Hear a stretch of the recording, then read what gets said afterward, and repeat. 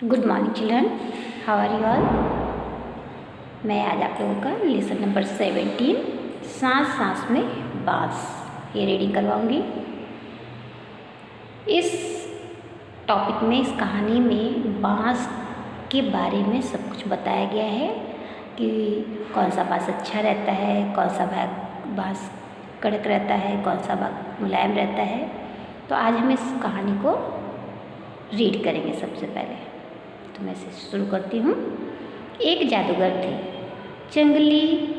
जंगल नवा। अपने जीवन में उन्होंने कई बड़े बड़े करतब दिखलाए। जब मरने को हुए तो लोगों से बोले, मुझे दफनाए जाने के 6ठे दिन मेरी कब्र खोद कर देखोगे तो कुछ नया सा पाओगे। किसने कहा? जंगल नवा ने। ये कौन थे? एक जादूगर थे। और उन्होंने कहा कि मेरे मरने के बाद जब तुम कब्र खोदोगे तो तुम्हें उसमें कुछ नई चीज़ मिलेगी।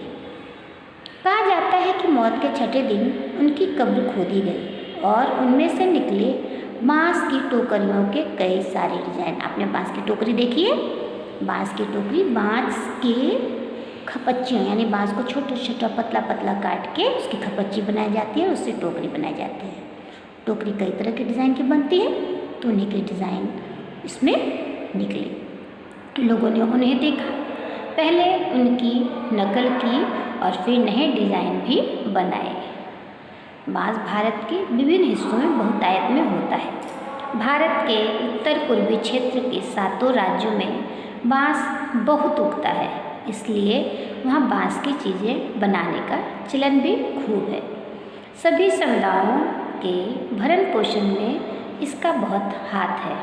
यहाँ हम खास तौर पर देश के उत्तरी पूर्वी राज्य नागालैंड की बात करेंगे। मतलब नागालैंड में बहुतायत में बांस उगते हैं और आज हम लोग इसी के बारे में पढ़ेंगे। नागालैंड के निवासियों में बांस की चीज़ें बनाने का खूब प्रचलन है। क्यों प्रचलन है? क्योंकि वहाँ बहुत ही ज़्यादा संख्या में बांस के पौधे मिलते हैं। इंसान ने जब हाथ से कलात्मक चीज़ें बनानी शुरू की, बांस भी की चीज़ें तभी से बन रही हैं। आवश्यकता के अनुसार उसमें बदलाव हुए हैं और अब भी हो रहे हैं। मतलब बांस की चीज़ें, कई तरह की चीज़ें बांस से बनती हैं और पहले जो बांस की चीज़ें मिलती थी उसमें अब और ज़्यादा वैरायटी और ज़्यादा विशेषताओं के साथ बांस की चीज़ें बनती हैं। जैसे कि आपने अपने घर में सूप, पंखा, टोकरियाँ, यहाँ तक कि सोफ़ा, बैठने के लिए मचिया, ये सब चीज़ें बांस की बनी हुई देखी होगी। और इस तरह की चीज़ें लोग आजकल बहुत पसंद करते हैं। बहुत सारी आधुनिक चीज़ें हमारे व्यवहार में आ गई हैं, लेकिन आज भी बांस की चीज़ों का बहुत ही ज़्यादा महत्व है। आगे देखते हैं हम लोग। कहते हैं कि बांस की बुराई का रिश्ता उस दौर से है जब इंसान भोजन इकट्ठा करता था। शायद भोजन इकट्ठा करने के लिए ही उसने ऐसी डलियानुमा चीज़ें बनाई होंगी। क्या पता, बया जैसी किसी चिड़िया के घोंसले से टोकरी के आकार और बुनावट की तरकीब हाथ लगी हो।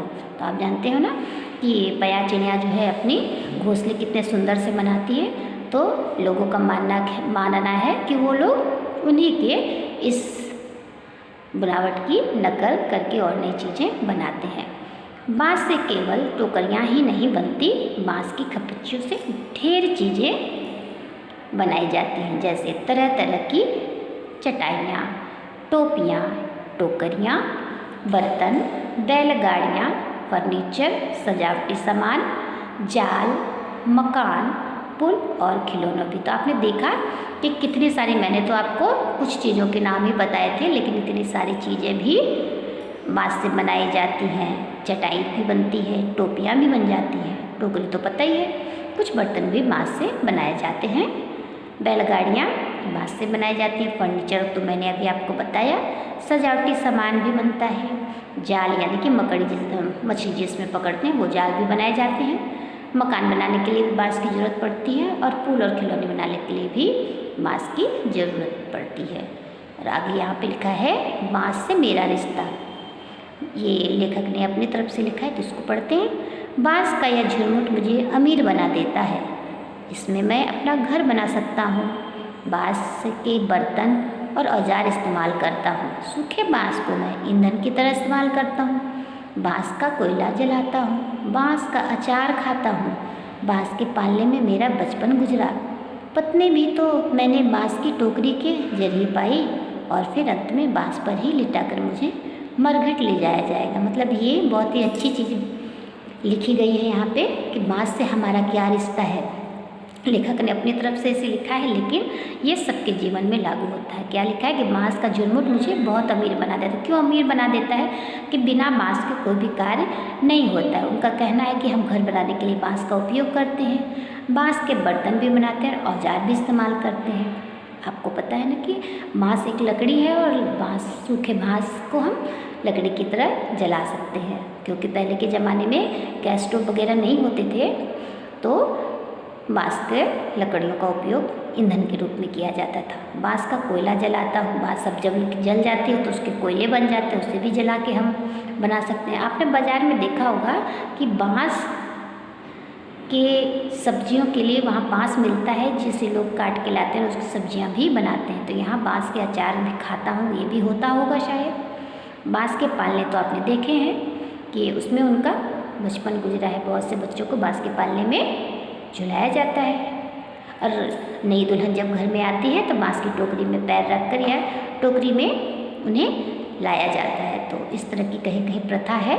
और लास्ट में तो आपको पता है किसी भी इंसान का अंतिम संस्कार बाँस पर लिटाकर ले जाया जाता है शमशान भूमि में। तो ये आपकी बाँस के बारे में आपका रिश्ता, बाँस से हमारा क्या रिश्ता, ये बताया गया यहाँ पे।